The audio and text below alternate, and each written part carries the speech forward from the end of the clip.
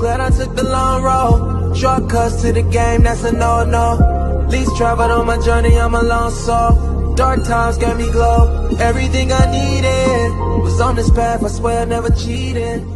Pushing forward. What's up, everybody? This is Mike Double Mo. I got my special guest with me. Hey, this is Big West Lawrence, from the winning Fairmont Heights Hornets. Yeah, y'all, seriously, man, y'all terrible, man. Well, yeah, we're going to start off with one that. game. Okay, my bad. Wait, hey, so listen. First of all, so you West Lawrence, what do you do? Entertainment manager. Okay, name some of the people you might have represented or. Wale, Jay Holiday, Roscoe Dash, just name a few. Okay. What is that like? I mean, it's a doozy. It's like now, it's work. It's not all glitz and glamour. It's a service industry. So you servicing guys, you're servicing your clients. Yeah, like no, clean up what you're saying. That's what I'm you're servicing guys. Oh my God! You gotta clean that up for me. Hey, listen, right, go ahead. Y'all play too much. Listen, grow up, bro. Grow up. It's like that, dang. See? No, so I went to the Wale show, right? Yeah. And just not knowing what you like, what it's like to be a manager, anything like that, right? Yeah. I honestly just thought like, okay, you set things up, whatever it may be. The night of the show, you kind of relaxing, enjoying the show, and boom, right, it's on to the next thing. Now, I mean, this is what I thought, though. Yeah. Then that night, man, I was in the locker room. Dressing room, whatever you. I mean, I'm in sports. My bad. Yeah. So I'm in the dressing room. I see you running around. I see you meeting with this person. I see you talking to this person. I see you yelling at this person. I'm like, hey, what is Wes doing? Like, he's supposed to be sitting back, kicking it, whatever. Nah. Then you come over to me. And you like, hey, listen, man, what you gonna drink something tonight? You good? What you want? I'm like, all right. So I told you. Then we head upstairs, or whatever. Whole time I'm thinking, man, he got like I'm watching you run around so much. I'm like, he gonna forget. So me and Chris was together, and I remember like I'm like, all right, come on, we can go to the bar, we get something to drink, right? Mm-hmm. The next thing I know, you come up there, you like, yo, what are y'all doing? Why did y'all buy drinks? I told you I had y'all. I'm like, Wes, man, honestly, I saw you yelling at the one, and I was like, man, listen, you gonna be busy. You know what I'm saying? So no, if you could kind of elaborate on that. Besides servicing guys, but if you can elaborate on that as to what it's like on a daily basis. On a daily basis, it's a pretty heavy workload.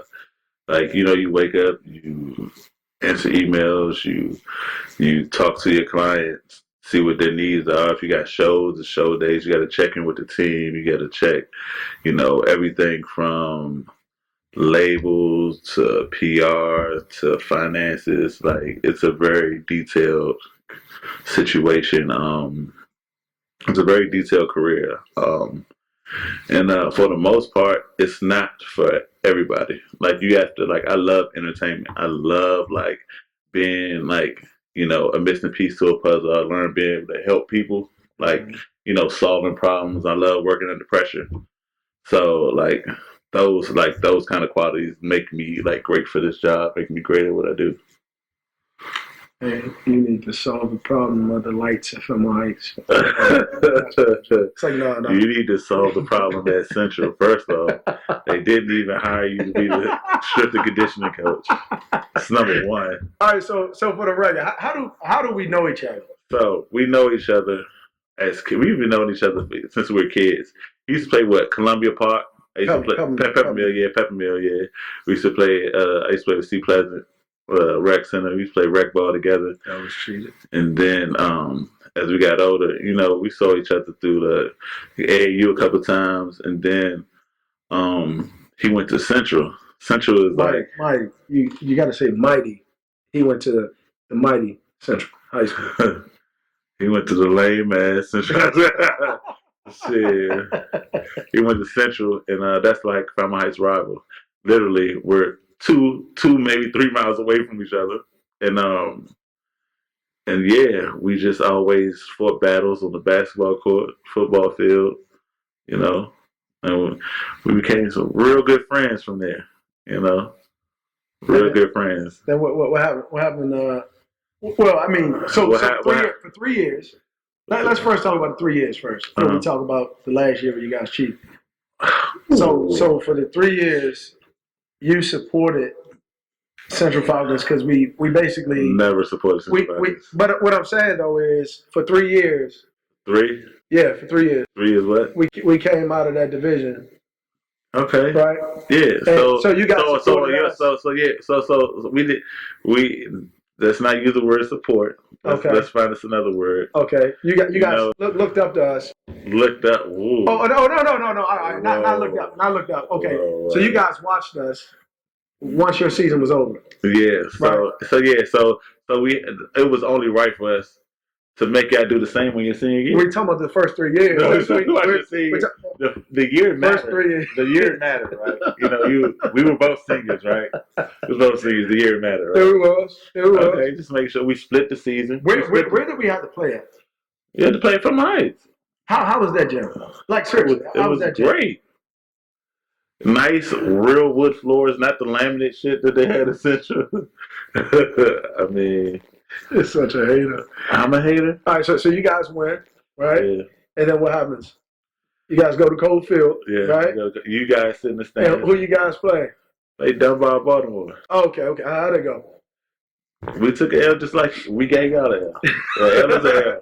Is it? Yeah, it is. Okay. It is. It's okay. So if we were playing 2K, would you guys make your season would have ended. Your season would have ended. That's what happened. You would have you pass the sticks. That's what happened. Yeah. All right. So we had Navarro on this show, right? And like looking back on it now, right? And looking at like going through college and realizing the things that we need, right? As far as like being an athlete and things like that, taking care of our bodies, stuff like that. And once you hit college, you kind of realize all the things you lacked in high school. Right? Yeah. And being at Central, you being at Fairmont, it was very, very similar, right? Where we didn't have much, right?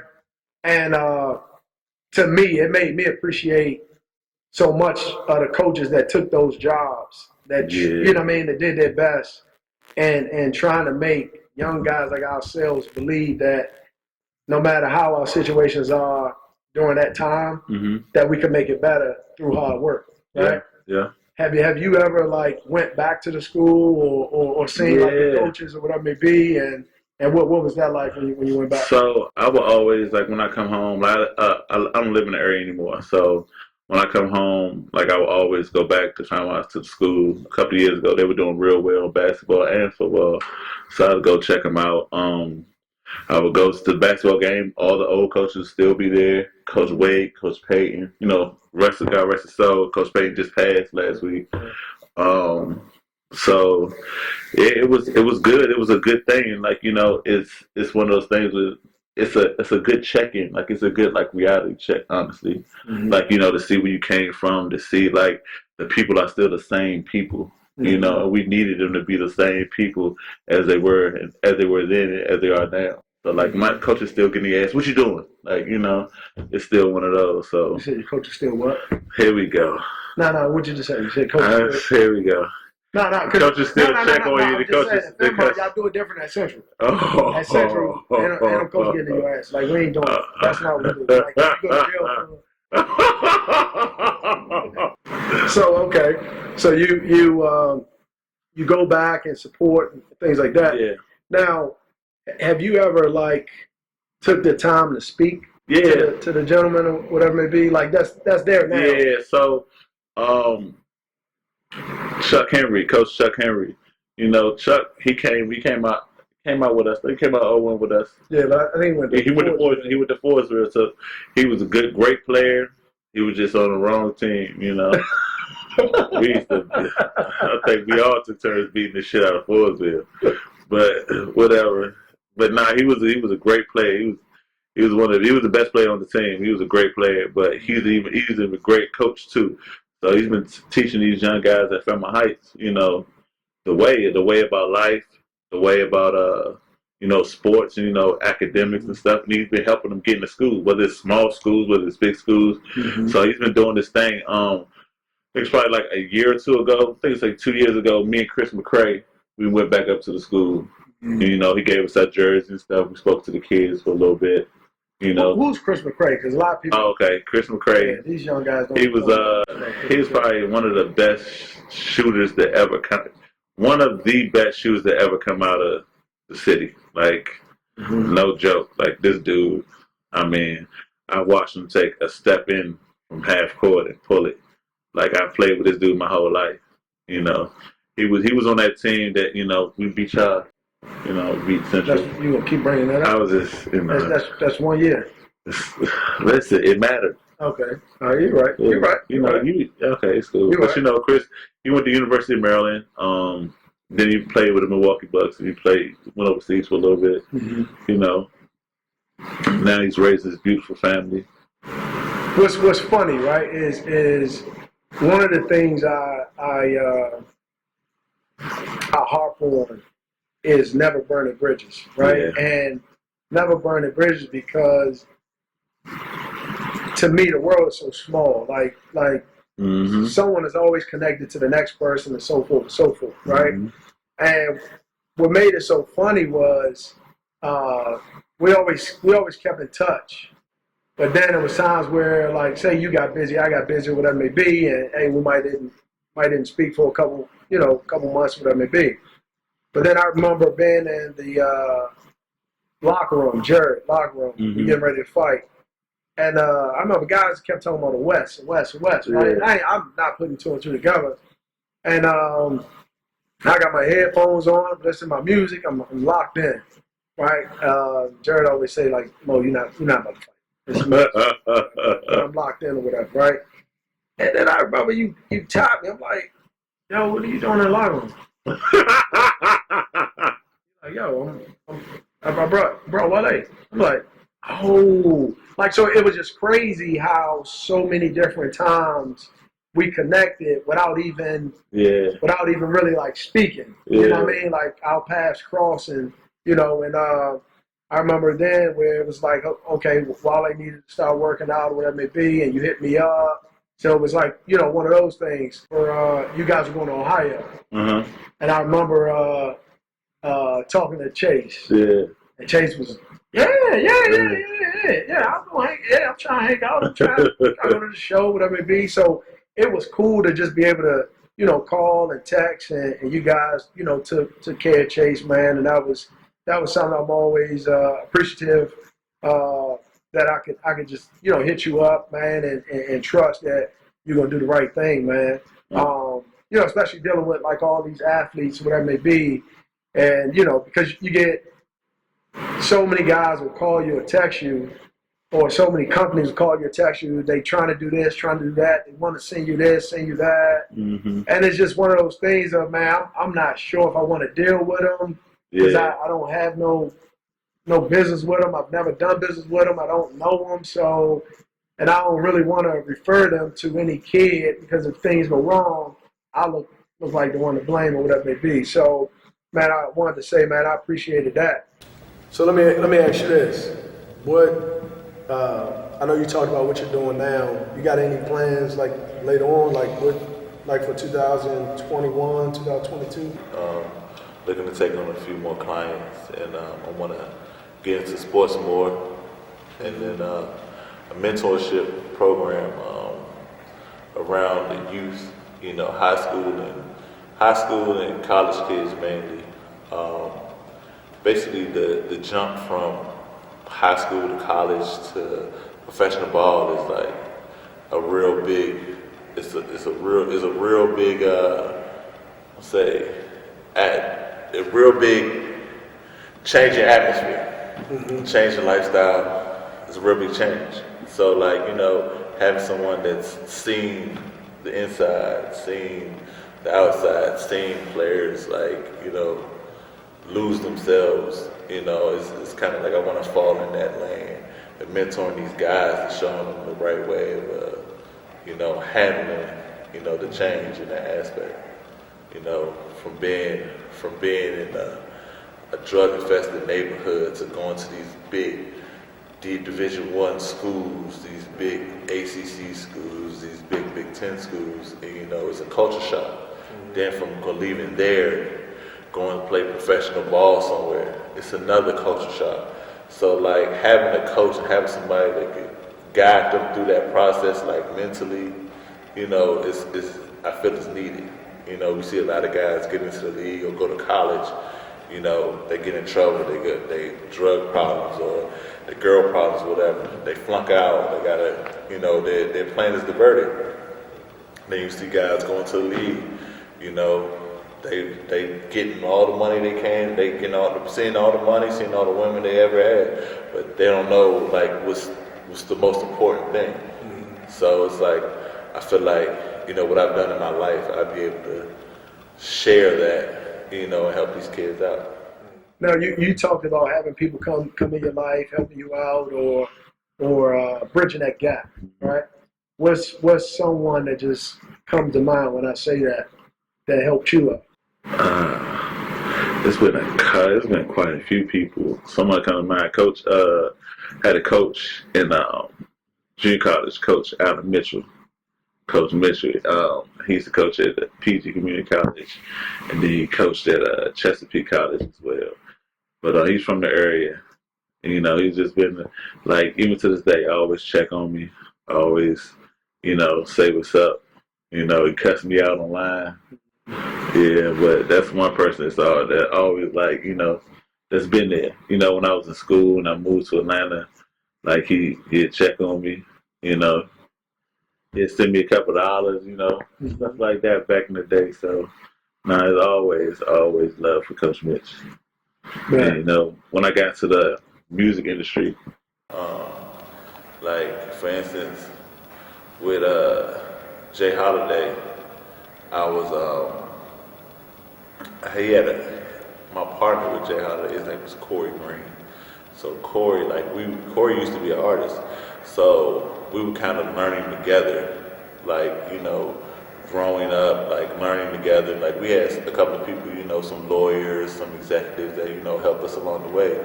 But that was like Corey. Corey was one person. Derek Price, definitely. Rondé Garrett, when I worked with Idris Elba. So Rondé, I learned a lot from Rondé. And then when I first started working with Wale, the board administration, G, Mo, Trey, that whole team, like we kind of like we knew different walks of life. I knew the music and like the logistics of things. G knew marketing, fashion. Mo knew fashion. G came from the liquor world, and like we all just clicked up together and started working with Wale, and that like we grew together with that. Like we all grew together, and that was like one of the beautiful part of like that whole process from the mixtapes to the Ambition album, like just grinding like with people you grew up with, and it was just a beautiful thing. So like it wasn't a lot of, I would say we didn't have a lot of mentors, a lot of people showing us, but we did, we did grow together, we learned together, and that's what made us great. Like that's what made us good at what we do. So that was those groups of people were like that. Those were like my squad, my team. Like we rode for each other. So that's the best part about it. Now that's the music industry, but then you also was an athlete. So and you're also like involved with athletes, right? Where like I know even times where I might have a question as to how to move or hey, what do you think about this or whatever. Like a lot of times I'll hit you up, because you have that experience and stuff like that. You're someone that I trust, right? But in the athletic world, who was someone that helped you bridge that gap? KJ, he's a financial advisor here in the city, but he's been like a great brother, mentor. I've known KJ for years, like almost 20 years. KJ has helped me a lot with like being able to, get me up on game of like, read this, check out this article, boom, by like, here's some things. Just how would you have done it? Like, we have talks pretty much every morning or every week about just, business and leadership and stuff like that. To like, to help me in that regard. So KJ, he's on both sides as well. He's on entertainment and he's on sports. So like, he's been a great brother and mentor to me in that space. So yeah, another guy that kind of, mentors me and helped me in like in the sports world is Hanif Hill. He's like he's a staple in this area as far as like the young kids coming up playing ball. They all play AAU with him, whether it's been in the Under Armour circuit or whatnot. He's a very knowledgeable person, and he just knows what he's doing. He runs when I met, he was running the grassroots program for Under Armour National, the AAU program. So yeah, he's been one guy that, that's mentored me and helped me, in the sports world. Your program, you said you're going to start it in Atlanta. Yeah. Right? Anything, well, not going to say anything, but like, I hear my stories about Atlanta, right? Right? What would you say is probably the difference between growing up in Atlanta and growing up here? Wow, that's a good question. See, growing up in Atlanta, it's a little more. Atlanta is Black Hollywood, so it's you can get lost a little earlier, earlier than you can get lost a little earlier in life. With being blinded by the lights, the glamour, and all that stuff. Here, I mean, like we grew up in a time when we grew up in a time like the '80s where the crack epidemic and people were kind of it was a lot to do. It was like you were either playing ball or selling drugs or stuff like that, or you were it was everywhere. And then it's so close here, like everything's here in Atlanta is spread out. So I think the biggest difference is the Black Hollywood aspect of it. It's always been Black Hollywood. So a lot of people from the '96 Olympics, movie stars and stuff, everybody's been moving to Atlanta. So I think that's the difference of getting lost in that lifestyle early. What? So okay. Let me ask you this: why do you think some professional athletes, like they say, get lost when they come to DC? I think DC nightlife. Because you in the I'm about to say because you in the music industry. DC nightlife was So DC nightlife is a little different. DC nightlife you don't see. I've been around the world. You don't see beautiful women, beautiful professional women as you would see anywhere else. Like you would see in DC, we have probably the most beautiful professional and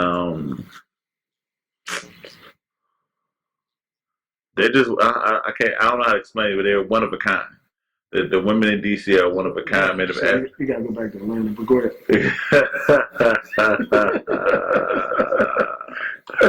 Here we go. Nah, I just think that the players they get here, and this is the nation's capital. It's the first kind of sign, their first take. Like you gotta think about it. You go from you just go from a college player, which is basically not too much, go to a professional athlete. It's a big jump. So it's like you get here and you want to experience everything. So you're experiencing everything in the city where there's a lot of gyms, you know, and it's easy to get lost in that. The nightlife, you got probably the best.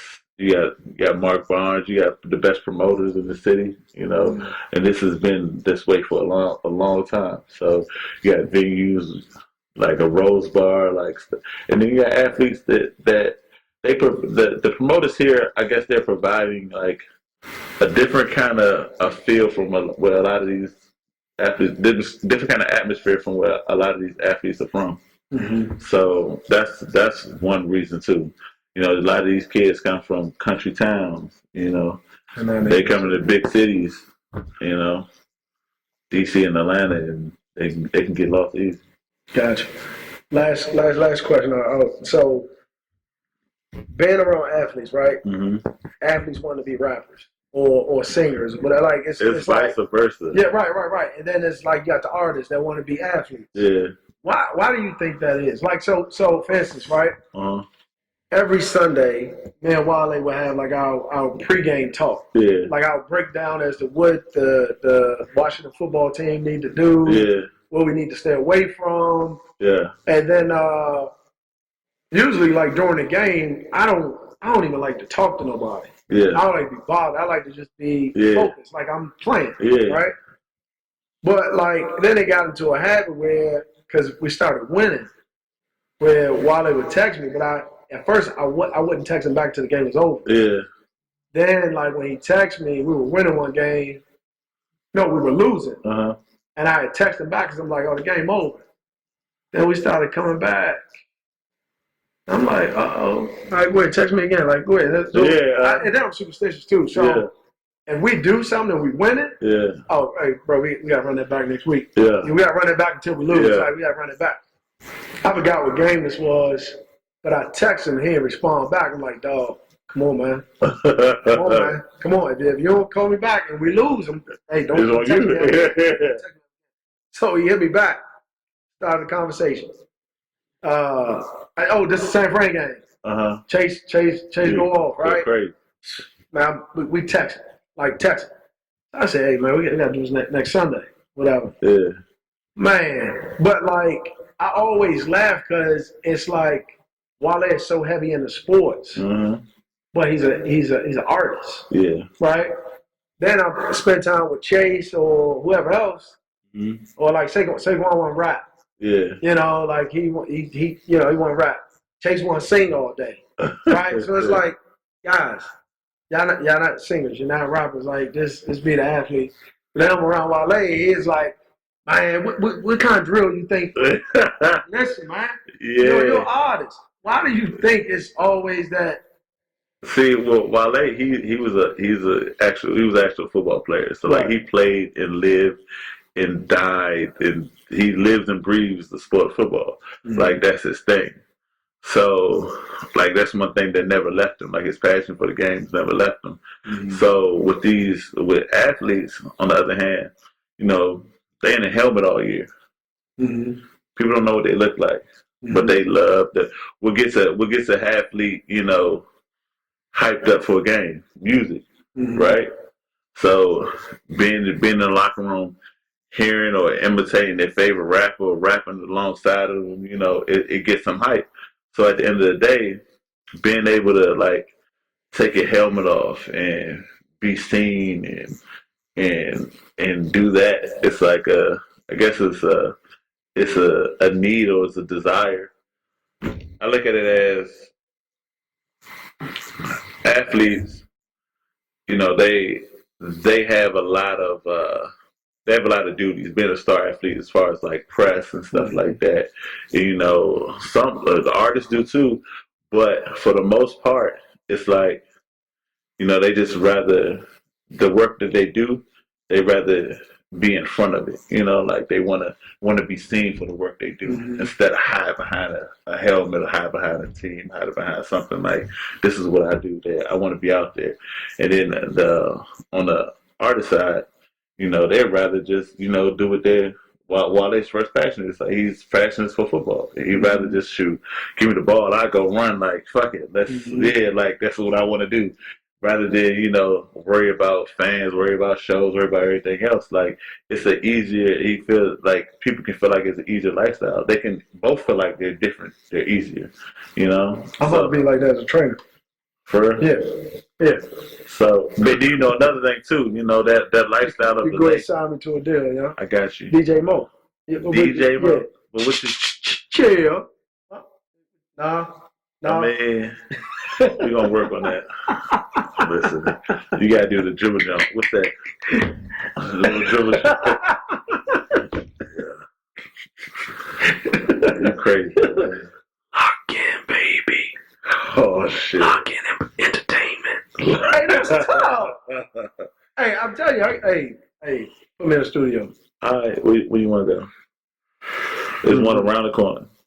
No, I'm serious. Yeah. No, I wasn't serious. No, let's go. But no, hey, we could be. GBT, the bitch. Hey, yeah, you do got cursed. You cursed. You got cursed there, dog. GBT, this bitch.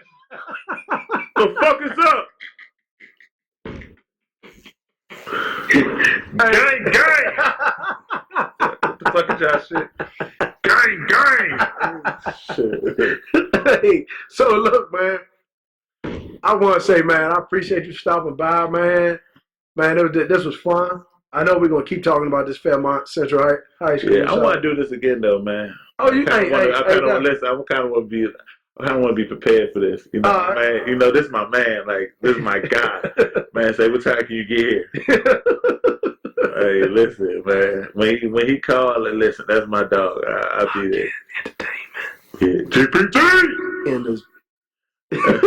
Yeah. So I already know what the fuck going on. Hey, look, hey, guys, we're gonna wrap this up. Appreciate you guys. Stay tuned next week. We got somebody else coming on. We got Dre Hopkins. He's gonna come on. But man, we appreciate Wes. You guys can follow Wes. I think IG is I am him. Yeah. 24/7. Yeah. And then we'll be watching for this mentorship program that you about to start out with. Appreciate it, man. And then hopefully, man, we can collab when you come back and we get things going. Definitely. But man, I appreciate you stopping by, man. Thank you. Appreciate you. Appreciate you guys tuning in. See you guys next week. Yeah. Glad I took the long road. Shortcuts to the game, that's a no-no. Least traveled on my journey, I'm a lone soul. Dark times gave me glow. Everything I needed was on this path, I swear I never cheated. Pushing for a reason. So many times I fell, but I got back on my feet. So that's why I'm undefeated, no.